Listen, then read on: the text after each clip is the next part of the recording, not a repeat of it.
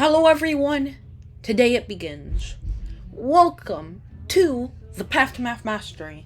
And today begins the ultimate, mind-bending exponents and radicalization with monomials, perimeters and area, evaluating stuff in scientific notation, exponential functions, exponential growth and decay, simplifying radicals, changing radical forms, and finally, the power rule.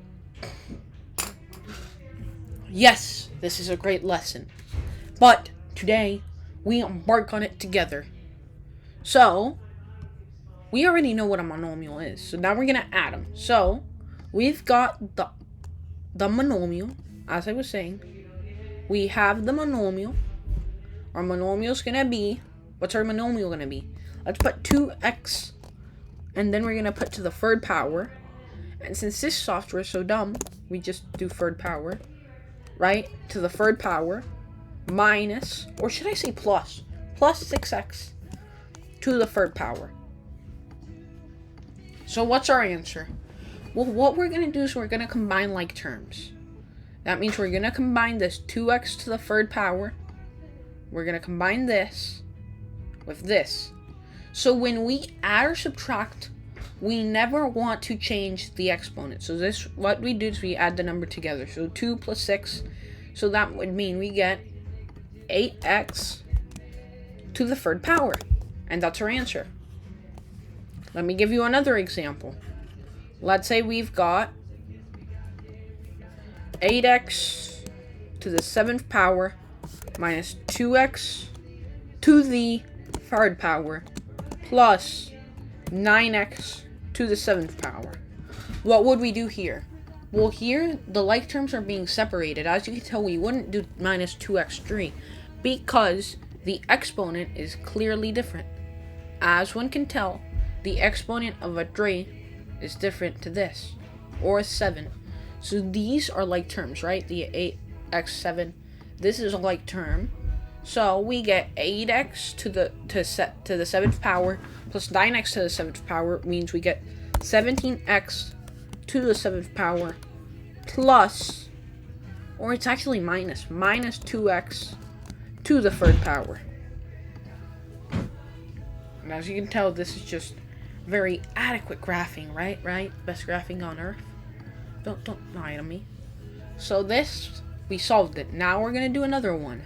And we're going to change our pen thickness. So now we're going to try another one. This one's going to be 3x to the 5th power minus 2b plus 3b d minus 2x to the 5th power. So here, what's our answer going to be? Well, which ones have the like terms? So the like terms are basically what is after the number. Well, here we have x to the 5th, right? Here we have minus 2b. So the one behind is 2b. Well, it's b. Then we've got bd. And then we've got x to the 5th power. So the only one that's similar is this 2. So that would be 3 plus 2, which would give us 5 x to the 5th power. And then plus 3bd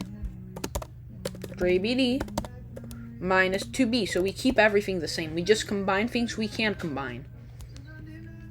So now we're going to try, well, we did adding and subtracting. Hopefully that made sense. Now we're going to do multiplication and division. So we have 2x to the 3rd power minus x. Well, no, wait, I'm telling you multiplication, you see?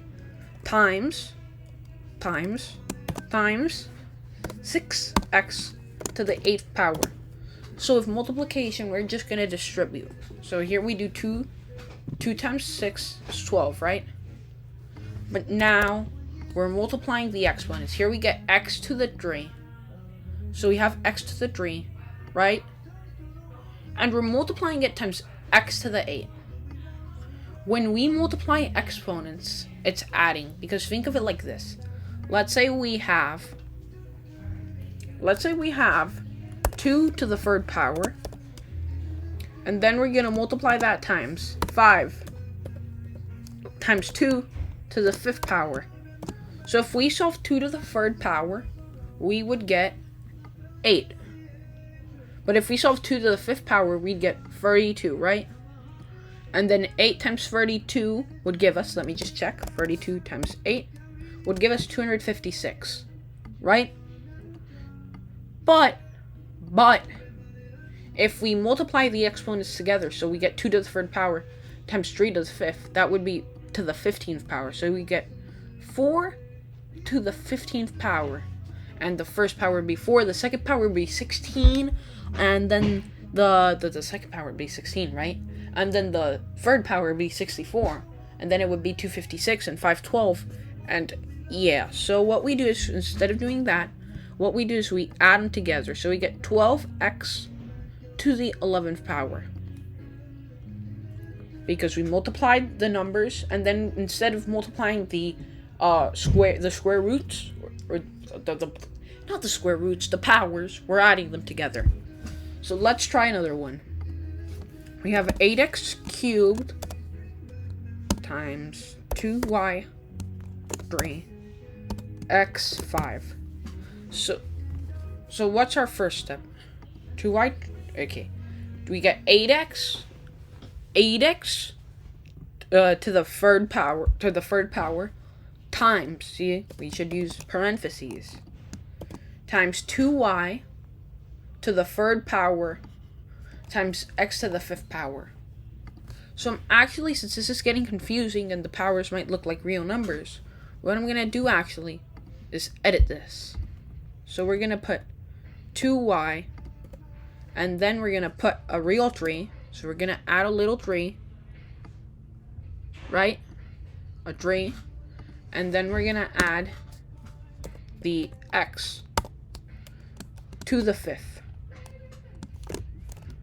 So we get 2y to the 3rd power. See, this is the issue with bad software. Let's just do this. We get 8x to the 3 times 2y x to the 5th. So the first step we do is we multiply them together.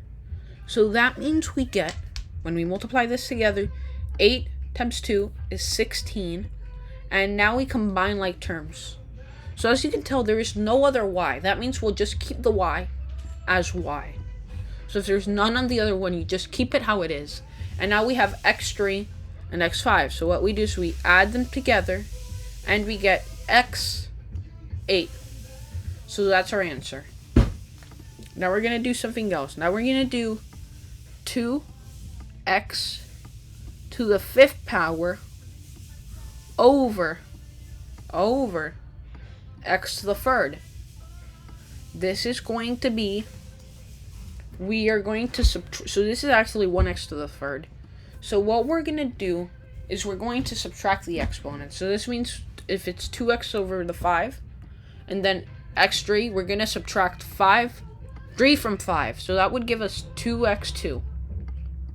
So we're just subtracting the bottom number from the top number. Let's try another one. We have 8y3 over x2 y5. No, let's do y2. So we subtract, we keep the 8 because the 8 stays here because it's over 1. And we keep the x2 because we can't move the x2 up. Right? And then it's y3 minus y2, which would give us y. So that's our answer. And now begins the next part. Negative exponents. The beginning of the end. I'm going to give you this equation to get you ready. X over 3 over x to the 5th. What we're going to do is we're going to subtract x3 minus 5, and we're going to get -2. So what? Then our answer is x over -2. No way. You are a genius. Not. We need to make this negative positive. How are we going to do that? We're going to flip the script. Just like Cobra Kai. See, I'm just a great writer. We're going to have to flip it. So this is technically x over 1. So what we do to make the exponent positive is flip these. So this would be, we'd get 1 over x to the second power. And this would be our answer, which we could then simplify as 1 over x to the 2. Or better yet, you can take the 2 with the x. You just take the 2 with the x. So we get 1 over x to the 2. So we did that. Now we're going to try it one more time. We're going to do 3x to the negative 3 minus 2x to the 4 times, all this is going to be, and then we're going to do this, 2x to the 7th, and we're going to solve this. So we get 2x to the 7th times 3x to the negative 3, to the 3. So the first thing we do is we multiply it together, and we get 6. And then x to the 7th minus x to the 3 would give us x to the 4th. And then now we have 6x to the 4th minus 2x to the 4th, which would give us our answer. And what would our answer be exactly? 4x to the 4th. So after solving this complex equation, we get our answer. 4x to the 4th power. So now we subtracted monomials. And now comes this disgrace of a thing. This disgrace. Oh no. You're joking, right? No, I'm not. We have an equation.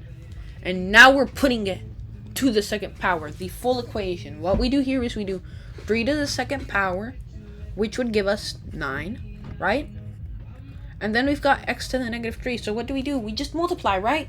Negative 3 plus 2, right? Because we add. Because if we multiply, then we add, right? Oh, we get negative 1, right? Yeah. Geniuses. False. This is a false answer. What we do is we get this to the second power, which would give us 9. And then 2, the second power. Since we're doing it to a power, we're going to multiply these powers. So we have 9, and then times 2, well, we have negative 3, times 2 would be x to the negative 6. So when you raise a power to a power, so a power times a power, well, a power above a power, you just multiply the powers together. So now we have 9x to the negative 6, right? Next step, we simplify. We have to turn this into 9x over 6. We flip the script. Anything to the negative exponent, you have to flip the script. So that's going to be adding, subtracting, multiplying, dividing, monomials. Now comes something even more difficult, something even more challenging. Now we begin a new journey, a journey into perimeter and area. So I'm gonna draw. Let's see what we can do. Let's draw a trapezoid. Well, let's begin with a square. We're gonna draw a square. Now we're gonna draw a trapezoid. And now we're gonna draw a triangle. Like this. And then, to make sure we do it all right, we're gonna add a rectangle. We've done it. We've drawn 4 shapes. Now let me put them in order. Let me organize them. Now we're gonna organize our shapes. And as you can tell, the rectangle is the same thing as the square, so we can just delete it. Right? So we got the 3 shapes. And now we're gonna make one big so that we can focus. So we have a triangle. Genius. Skip completely. We have a triangle, and we're told that this part over here is going to be 2x to the 3rd power, and then this part over here, this side, is going to be I don't know, just nothing. Okay? And then we're told that the height of the triangle,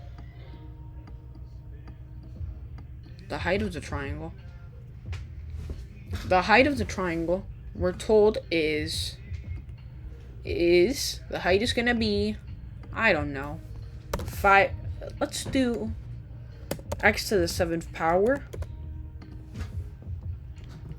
So what we do to solve the triangle is we do base times height. And then let's just say this side is, let's call this side 2x to the 3. And then let's say this side is also 2x to the 3, which would make it an isosceles triangle, but that's not the point we're covering today. Today we're covering perimeter and area. So then, what we get here, this is positive. So what we get here is we find the area. To find the area, we do base. So this is our base, right? This is our base. And then our height is this little line, which is x to the 7th. So to find it, we do base times height, which would be 2x to the 3rd power times x to the 7th power. And then, because this is technically the square, how we find the square, but a triangle is half of a square.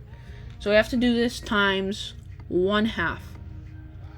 So we get 2x to the 3 times x to the 7th, which would give us 2x to the 10th.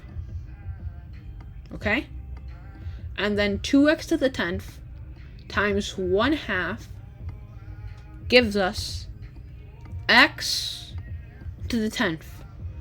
Now, Newton, if you're watching this video, Newton, Croston Newton, here's your shout out. And remember, Newton, don't fail this. So this is our area. We found our area. Now remember, if you don't understand what I'm telling you, you can always go back, try it on your own, go online. There's hundreds of examples. So don't worry. Now, we're going to try the trapezoid. Let's say, wait, we never did the perimeter now, did we? The perimeter is going to be, we're going to add this, and add this together, and we get the perimeter. So they're all 2x to the 3, right? So this is 2x to the 3 plus 2x to the 3 plus 2x to the 3, which would give us 6x to the 3. So the perimeter is 6x to the 3. Just add all the sides together. So for area, we use the base and the height times 1/2. Now, we're going to do a trapezoid. And we're told that this side is 7x to the 3rd power. And then the top side is 2x to the 4th power. Just as an example. Well, no. We need to make this to the 3rd power. We don't talk about that. 2x to the 3rd power. And then we're going to say that the height, so the height of the trapezoid is going to be, I don't know, maybe we make the height of the trapezoid x to the 9th. So to do this, we have to do, so these two are our bases. So this here and this here is our base. So if we look at a triangle, this is an isosceles, we know that this bottom part is our base, right? This is our base. But here we have two bases. We have the one on the top and then the one on the bottom. So 2x3 plus 7x3, we add the bases together. So what we're going to do is we get 9x3, and then we're going to do that times the height, which in this example is x to the 7th. Let's give it x to the 7th. Times x to the 7th. So what we get is 9x to the 10th. But we're missing something. We added these two bases together, and we didn't account for the average, because what we're trying to do is we're trying to find the average of the bases, which means our final answer, we have to divide our answer by 1/2, or multiply it by 1/2. So we could do divide by 1/2, or we could do 9x10 times 1/2. Times 1/2. Or we could divide it by 2. So what we get is we get 4.5 x to the 10th. Okay? And just to find the perimeter, we'd add, I don't know, 5x to the 3rd and then 2x to the 3. Or maybe we should do 5x to the 4. So here we'd add all the like terms, because the perimeter is just everything around. 2x to the 3 plus 5x to the 3 is 7x to the 3 plus 7x to the 3 is 14x to the 3, and then plus 5x to the 4th. Now we have a square, the easy one. Okay, so let's say the square has this. This is the side of the square. We only need one side of the square, because the area of a square is, because like all of these sides are the same. This side is the same as this, is the same as this. So if you see what this line means, this line just means that those sides are the same length. So this line here and this line there, and all those lines mean the lines are the same length. So we get, to find the perimeter, we just add 5x times 4, because it's just itself times 4 times. So 5x times 4, which would give us a simple 20x. And then our perimeter would be 5x times itself, which would give us 25x squared. So we've solved that. Now we finished perimeter and area. We finished adding and subtracting monomials, and we've barely scrapped the surface. Now we're going to evaluate equations in scientific notation. But before that, we're posting this video to YouTube to get more views.